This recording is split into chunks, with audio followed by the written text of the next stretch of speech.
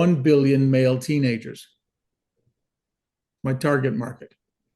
The 1 billion male teenagers are facing a 50-year career of being a man. And no fucking idea how to do it. There's no guidance, no leadership, no preparation. So the 1 billion teenagers going off the cliff into a 50-year career of being a man. And no one's looking after them. That's my job. And ultimately, it's every man in the community's job. They forgot. It's our second episode of the KingMakers podcast. The KingMakers meet bi-weekly in support of young men's mentorship, development, and rites of passage work in a world where boys are distracted, medicated, and left uninitiated. So today we get to talk with the one and only Jay Hawkeye Zipperman, who is a leader in the Mountain Wisdom in Georgia, and he is responsible for guiding young men through wilderness challenge and real rites of passage work. So today we're going to get into a little bit more about the event that he just came through, and then we have a couple more questions to dig in a little bit deeper. So thanks, Jay. Thanks for agreeing to come on and talk a little bit more. And could you mind telling us and telling anybody who might be listening a bit more about what you just got into this past weekend? Yeah, definitely. Yeah, some discussion we were just having just was a really good lead in of why we would do an event like we just did. So we called it Winter Gathering. This event was Mountain Wisdom, our nonprofit, along with, and we're in North Georgia. We're mostly a wilderness, nature connection type of experience, rites of passage of work that we do. Wilderness Works is a organization that's in the city of Atlanta. It's called like city camp, although they get out into the brush as well and they use nature, but they really deal with young men and some young ladies as well on a week to week, month to month basis. Just really, these are young people that sometimes homeless, definitely very, very low income families, and once again, mostly fatherless homes.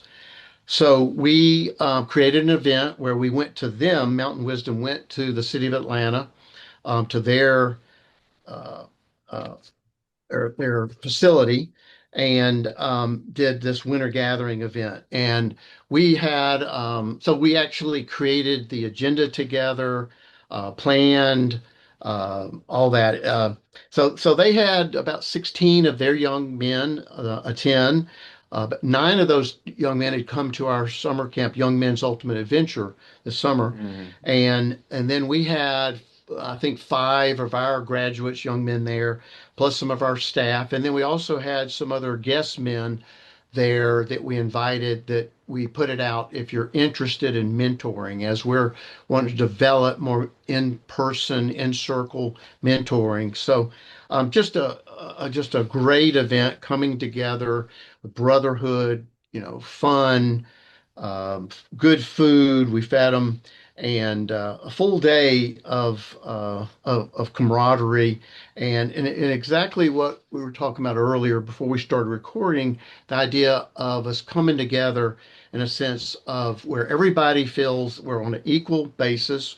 We're there, and where you feel welcome, very welcoming, and valued. And so that really, I could go, of course, into what we did and all the activities, but that's really what it's about.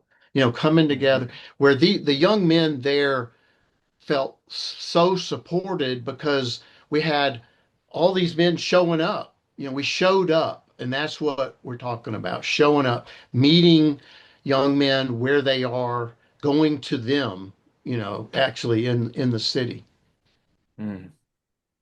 Mm. And for anybody who might listen to this, and for us men here, was there a moment during this process where you went, yeah, this is why I'm doing this right here? Sure. I mean, there's lots of moments like Hmm. that. I mean, just starting right in the check-in, big circle. I didn't say it. We had 47 men there, of all ages, right? Done. So that was incredible. So what I like to do without running people away or scaring people off too much, men. But so we really got pretty deep just right in the check-in, just being vulnerable. For so some of the our staff, and then the young men, they can kind of it creates that safe container.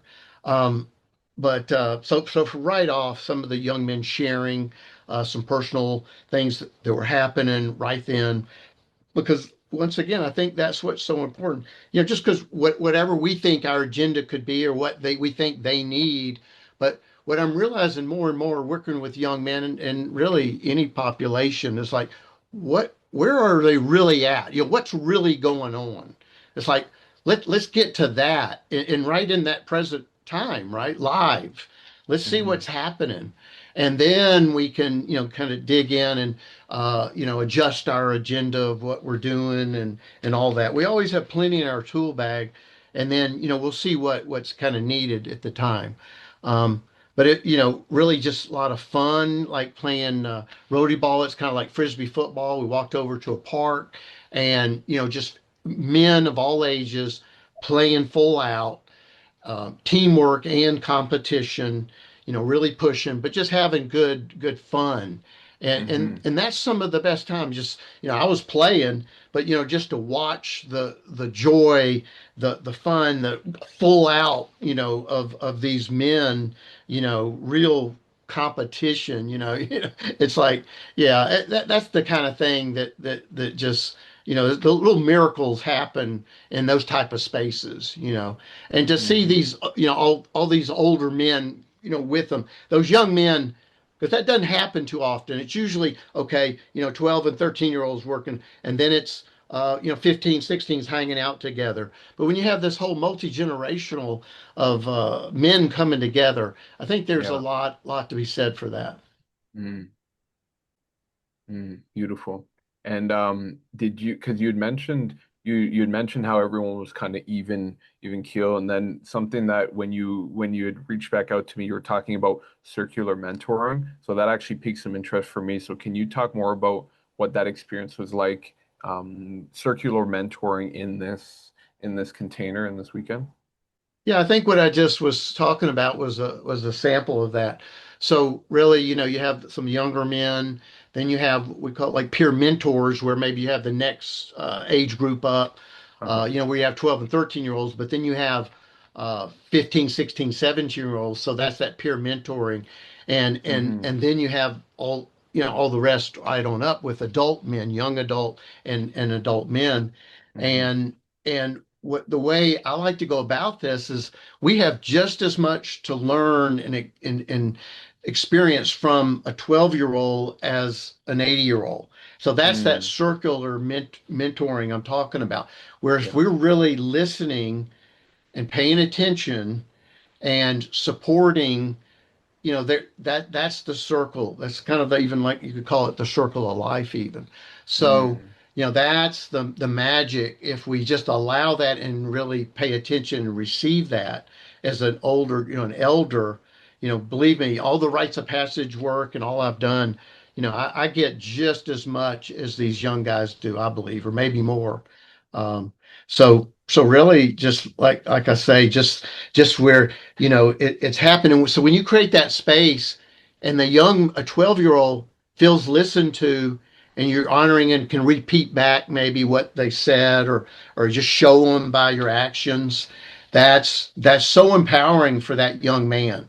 It's like Hmm. this adult is actually paying attention, is actually listening to what I'm saying, and that's just so that if that just happened one time, that would be powerful. But of course, if you can create opportunities for this to happen, multiple times for our young men, then they're going to be, more self confident, self reliant, using their voice because they're like there's like nothing stopping them. Um, Mm. yeah, that's what I feel like is real important. Appreciate it. Hmm. Okay, so I'm curious, could you, for somebody who might be interested in building an event like this, or somebody who wants to bring their son to this event, or for young men even speaking to them, what what would they get out of the weekend, or what's an experience in this weekend, or even you could pull from your experience in general with young men's work and rites of passage work, what's an experience that they're going to get that you won't get outside of these containers? Well, this event we just did, that was, kind of a standalone event. Our summer event, our rites of passage event, Young Men's Ultimate Adventure, we do here in North Georgia, in the wilderness, primitive camping, nature connection. So that is a whole rites of passage week-long event. And we can get into what rites of passage is and all, but the whole idea of these young men coming, leaving their community, leaving their family, to come have the ordeal, the experience with us, with adult men and young men, facilitating that ordeal, the challenge. So it is somewhat like summer camp. What we have a whole waterfront with kayaks, canoes, all that. We have archery, we have hatchet throwing, primitive skills, friction fire, sweat lodge, Amblecha, solo. So all these different things we're doing, these activities, but the idea is helping these young men to, everything we do is teamwork, building confidence, um, some teachings that to really help them to be self-reliant and more self-sufficient in their life. So that through that experience, challenge, the teamwork, challenging them, pushing them past their comfort zone. That's what's key to really transformation happens when you are being pushed past your comfort zone, right? You're if you're just sitting on the couch, that transformation is not happening much, right? You're just, if they're staying in their room and they're staying on the gadgets and the devices, they are, they're going to grow up and their age is going to be more, they're 13, 14, 15. Well, but are they really maturing? Are they becoming a young man, with the responsibility that goes along with that, right? So there's a lot around what this event does is helping them connecting with themselves, others, and their environment. That's so important. That's really a lot of what we're teaching is where they're going to want to be, aware of their surroundings and the whole idea of leave no trace and being really good stewards. So that's a lot of what they would get by coming to an event like that. And it's a tremendous amount of fun, very healthy food and eating is what we do. So it's a whole holistic approach, so to speak. Mm, that's great. Okay, so I'm hearing this is a very holistic experience, and it is very much nurturing these young men. Yeah, that's cool. And I'm curious if we were to dive into Mr. Jay Zipperman himself, I'm curious if you have a moment in your life specifically that inspired you to really get into this work. Did you have a moment, whether it be with your father or with a stepfather or a male role model, something that inspired you that said, yeah, I got to go make a difference in young men's lives?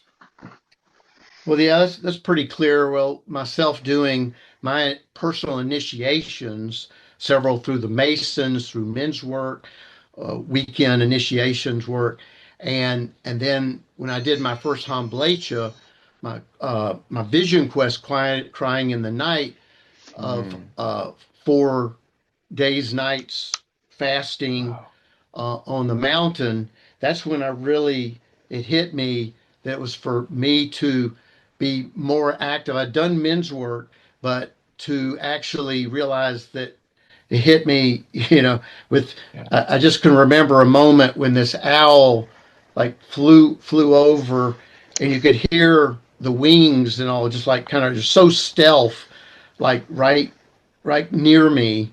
And, Yes. and that messenger really hit me that I think this was late in the third day, and that it wasn't just working like doing this rites of passage, although it was about that, but it was really environmentally too, is like really doing what I could do to have healthy young men, healthy youth and families and Hmm. communities. So it's really that whole big picture to do that, and that's when it really started. Keep two nonprofits out of that. Really an environmental a thing, and then more the emotional and rites of passage event, which is what Mountain Wisdom is. And so, it doesn't all happen overnight, but it happened over a few years, and really doing my research and looking more into rites of passage because I didn't know of any other. I didn't know about Leslie doing rites of passage in Canada. Didn't know about these things at all. And so I just had to kind of start from nothing, by doing a little research about, some history, and then create something. This was about 24 years ago, and create something, just by, really following spirit to see what might make sense and a rites of passage of today, whatever 24 years ago. That was 2000, just 2000, early 2000. And yeah, so that's kind of how it all came about. It was definitely spirit driven, and for me to personally step into that, there was no like turning back once the train left the station. Yeah. Yeah. Beautiful. Okay. And then the It last drags question. us along. Ah, It drags us along. and so Oh, then to bring this home, two questions. Maybe one might be shorter than the other. I'm not sure, but one question is, 20 years from now, what would you like the legacy of Mountain Wisdom to be? And what would you hope that these young men say about you when it's all said and done? yeah, it's hard for me to just personalize it, but I'll try a little bit. But as Yep. far as the legacy of Mountain Wisdom, it's a place where these young men have come where they do feel like we started, like this last event we just did. It's once again, it's a place where they can come. They feel they're accepted just how they are, Yeah. whatever they show up like, what, physically, emotionally, whatever, all that, where they are respected, respected, just who they are, what they, however they are, that they were challenged, because I do get this, and they come back, that we did challenge them, that to help them get past their comfort zone and into another space, that saw that they could be more than they thought they were. Like being out on the hill in the wilderness overnight by themselves, and with skipping a few meals, right? And just that one piece, is so empowering, and their connection their with spirit, with their God, their Mm, higher self. That time alone like that helps so much. Um, um, yeah, so a lot of they thank me for those type of things, the challenge, the connection, that that they could be more than they thought they could be, that they could love and respect nature, had those opportunities, that they could mentor other young men, they could come back and show up again for uh, the younger guys, right? hmm So it's a place they can serve as they come back year after year. um, I think it's a lot around that. Of course, the whole thing about that they feel more responsible, being responsible, and the whole leadership piece, where they, we've seen so many, some shy young man comes, and he might move a little bit, move the needle some, but then the idea is they go back, and then they, whether it's the football team or the band or the drums, but then they become leaders because they feel more empowered to do that, and they feel like they have the tools to actually do it. So I feel like it's a lot around that they use their voice. They're not scared.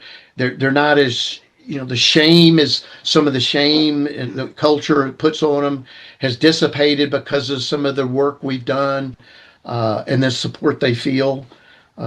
Some of that I think is what they carry on with them, and we've seen it, with hundreds of young men that come back, or I'll see them, we hear from them or see them, many years later. Thanks, Jay. Thanks, Jay.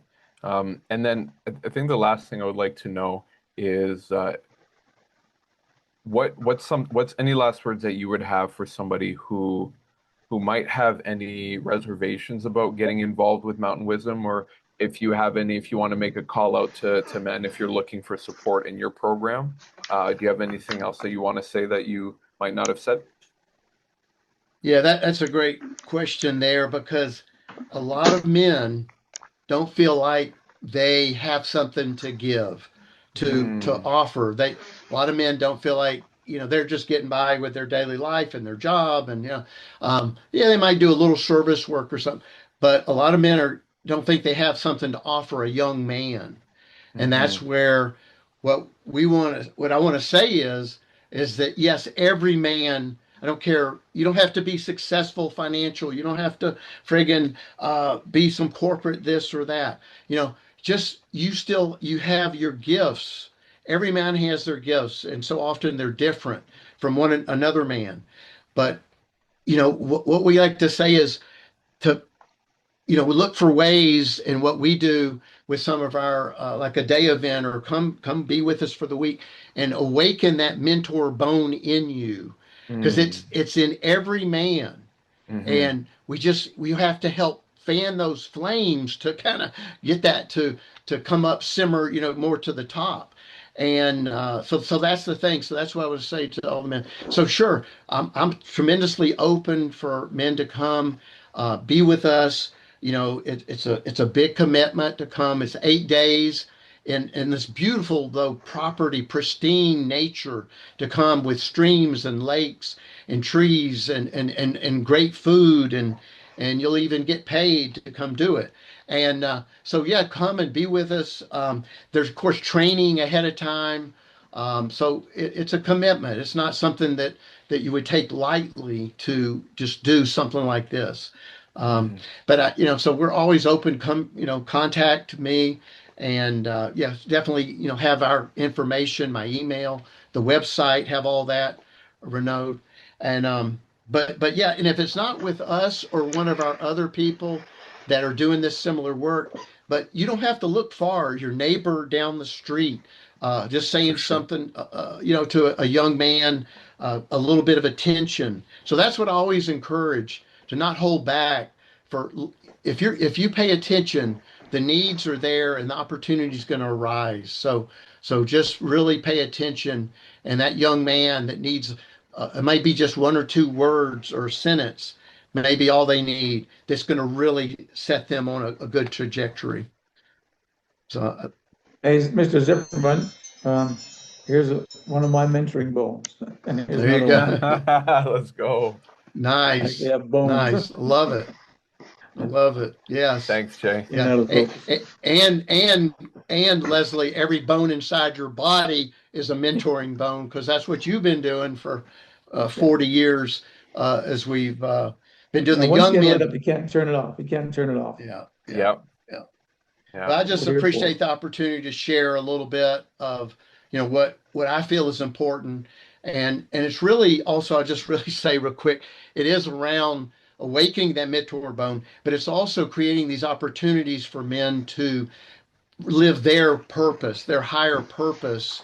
And because it's in all of us. And so we create these opportunities for men to do that. And the benefit is for the man, and it's really a tremendous great benefit for the young men as well. Thanks, Jay. Oh, Thanks, Jay.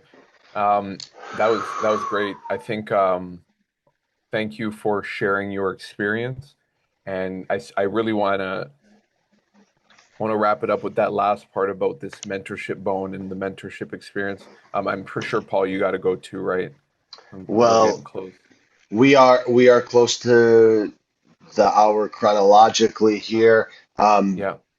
But the recording is like ideal, I think, A good 20 minutes. Yeah. time to post. And I Yeah. want to say, just to make my voice heard, thank you, Jay, for one, being our guest tonight, and two, far more importantly, doing the work you do. You know what? They're both important, because if you don't talk about the work you're doing, if you don't spread the word, then you're not going to have guys signing up next year. And so thank you for doing the work, and thank you for talking about doing the work. I'm sold. I'm gonna be definitely spreading the word for Mm. far and wide for Mountain Wisdom. And I have a question for you, elevator pitch style. If you were an elevator, doors were closing, and like I said, hey, I heard you talking about that thing on the podcast. What is rites of passage? What does that mean? What does it mean to you? 30 seconds or Yeah, less. sure. So that is, once again, I spoke to it a little bit. So it is in today's time. So this is modern day rites of passage. We are still removing a young man from the parents, from his community, coming and having this experience. We love to use nature to do that.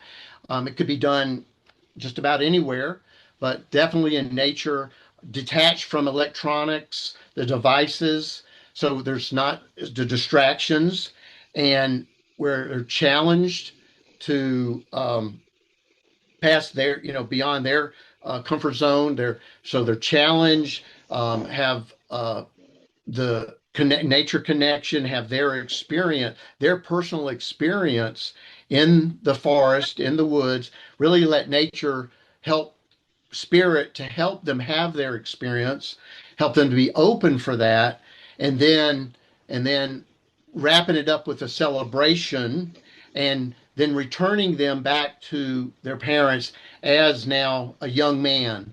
Doesn't mean they're an adult man, but a young man with more responsibility and respect and leadership, and confidence. Great question, Paul. And Leslie, any last words before we sign off? Yeah, what he said. Hey, awesome. Thanks, Thanks, Jay. Leslie. Yeah, yeah. Thanks, Leslie. I want to thank you guys for jumping in and really helping to keep this going. And we're using this technology to Yeah. get the word out more. So thank Yeah. you.